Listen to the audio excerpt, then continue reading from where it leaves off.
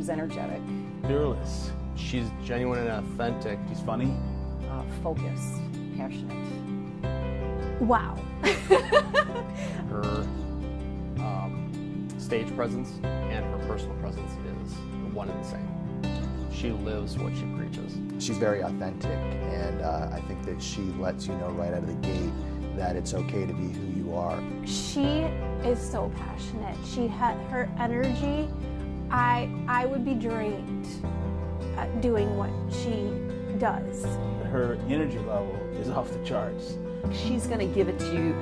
You know, can you take it to the left? Do you need it to the right? Do you need it in pictures? Do you need it in stories? Do you need it in bullet points? And so she's just going to keep giving until she feels like you've gotten what you need. She gave every ounce of energy that she had, and she laid all of her passion out there for us. This is my fifth time actually seeing Candy speak, and each time it served to make me step back and really understand a little bit more about who I am as an individual and as a leader and what I aspire to become. I think based on her experiences, her vulnerability draws people in and tap into their own senses of vulnerability and how you can turn that around to make a positive impact. Her knowledge, her strength, her enthusiasm, everything about her.